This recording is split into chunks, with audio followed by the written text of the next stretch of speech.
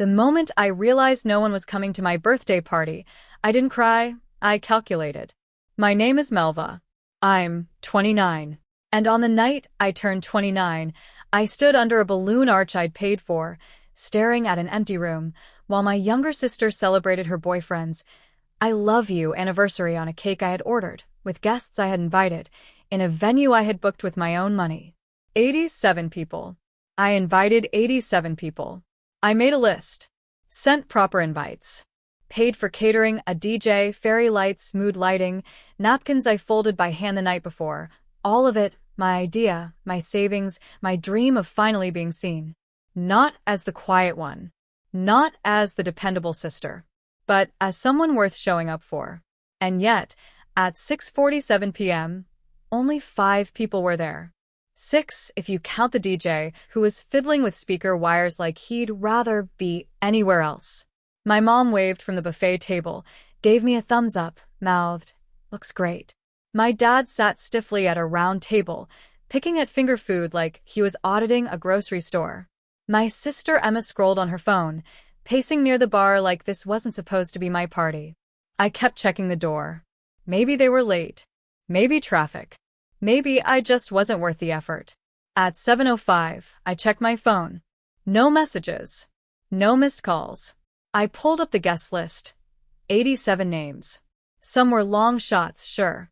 But most weren't. Most were people I'd helped move, fixed Wi-Fi for, shown up for when they were sick. Some had said, "Can't wait." One replied, "Thanks for inviting me." I texted two, Dan from work, Lydia, a friend of a friend I'd helped last summer. Dan replied, "Thought it was a small family thing. Your mom said it was private." Lydia never replied. Then I saw it, Emma showing a photo to my mom. Martin, her boyfriend, holding a tiny cake with a glittery candle.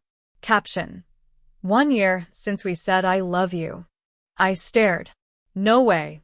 At 7:30, my mom brought out the cake. Not the one I ordered. At 7:42, I walked past the dessert table and saw the gold icing. Love always wins. Emma and Martin. My brain refused to compute it. They didn't ask. They didn't tell me. They just used my party. My money. My name. My mom walked over, sipping punch, and said, "Well, someone should enjoy the space." Like it wasn't the most casually cruel thing she could say. I sat down at the farthest table. The DJ played to an empty room. At 8:01, Martin arrived. White shirt, small bouquet. Kissed Emma like they were at their own engagement. Took selfies under the fairy lights I'd paid extra for. Smiled like this was all his idea. And maybe it was just not mine. I didn't say a word. But 2 days later, Emma was single. I sat there for 30 minutes, breathing in the smell of buffet chicken and watery punch, feeling something old crack open inside me. Not with a scream, but with a quiet split, like a seam giving after years of pressure. And what I kept thinking wasn't about the cake or the guests. It was about when I was 16. I liked Martin, not just as a friend. We'd known each other since we were 6, race scooters that barely rolled straight. I told my family over dinner, "I think I might ask Martin out." Emma laughed like I'd said I was running for president. "Martin? He's not going to date you." My mom smiled, not kindly. "He's very handsome, honey." That was it. No encouragement. Just quiet disbelief that a guy like him would say yes to a girl like me. So I didn't ask. We drifted. 10 years later, he started at my law firm. We reconnected. Lunches. Jokes. That same spark. I told Emma naively, "I'm thinking about asking him out." She said, "Don't rush it. Let me talk to him first. Feel it out." I let her, because I was trained to defer. 3 weeks later, they were dating. No apology. "It just happened," she said. "He obviously didn't think of you that way." My mom, "There's such a good match. Things just fall into place." After that, I pulled back, focused on work, but still paid my parents' electric bill, covered plumbing repairs, brought groceries. No one asked if I could afford it. No one thanked me. Just called me reliable. The birthday party was supposed to be different. A moment where I wasn't just orbiting other people's lives, But when the room stayed empty, I knew. Dan's text confirmed it. Your mom said it was a small family thing. I wasn't overwhelmed. I was erased. When I saw that cake, love always wins. It wasn't a twist. It was confirmation. They used me. After Martin left, I didn't storm out. I slipped through the side exit with a half-deflated balloon and a water bottle. No one noticed. At home, I changed, sat in the dark, fridge humming, heartbeat echoing. No tears. No screams. Just stillness. Then I opened my laptop. Drafted a letter, tight, neutral, bullet points. Attached receipts. Venue, catering, DJ, backdrop. Sent it to my parents and Emma. Since the event was repurposed without consent and guests were redirected, I'm requesting reimbursement, $3,460. 2 hours later, the calls came. Mom, Emma, Dad. I didn't answer. Let them scream into voicemail.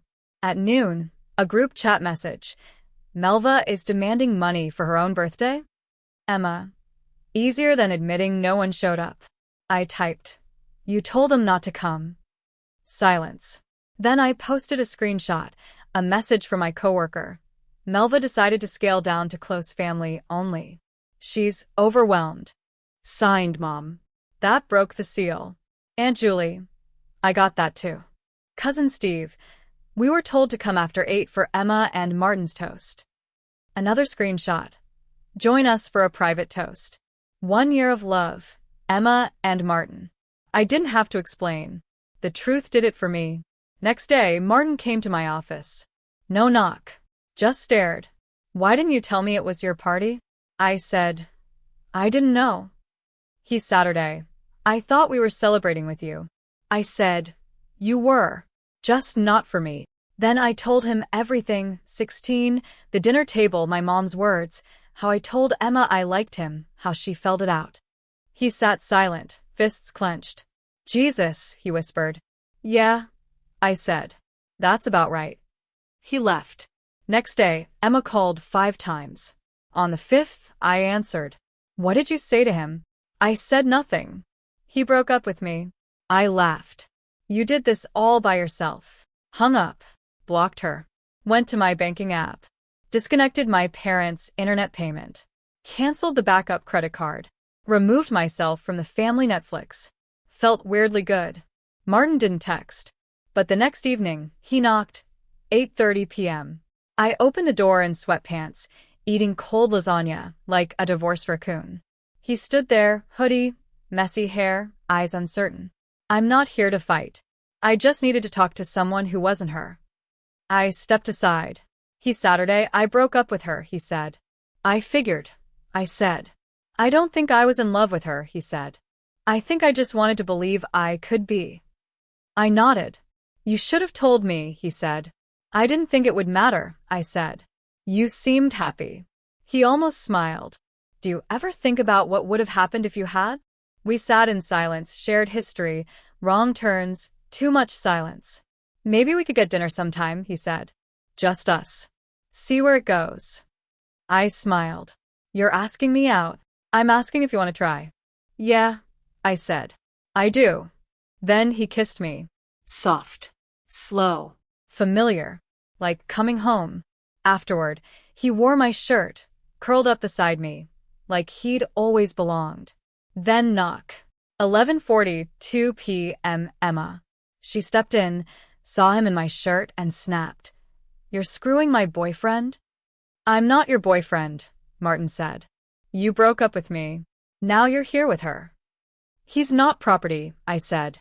She hit me, fast, clumsy, under the eye. I stumbled. Martin stepped between us. You need to leave.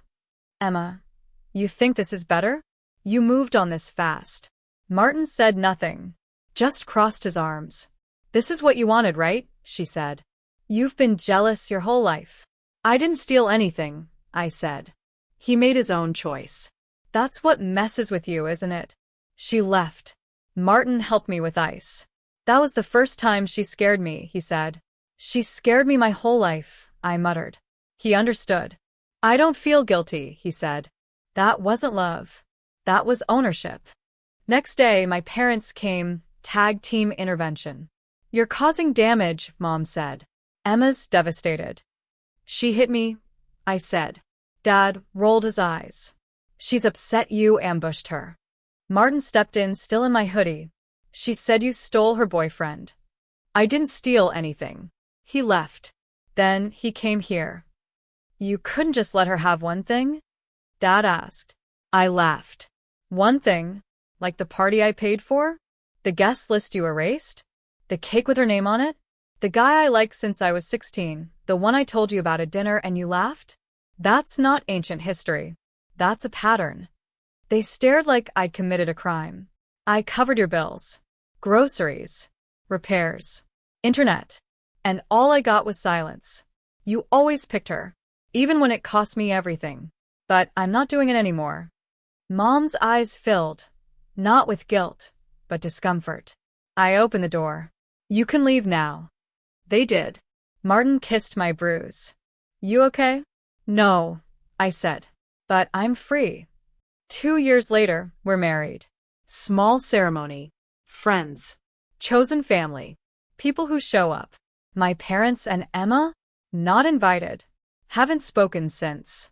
I never got my $3,460 back. But I got Martin. So, I'd say I came out ahead. If this story moved you, if you've ever been invisible in your own family, please like this video, share it with someone who needs to hear it. Subscribe for more real stories of quiet strength and second chances, and comment below. Where are you watching from, and have you ever reclaimed your life after being erased? Because your story matters, and someone out there might just find the courage to walk away and finally be seen.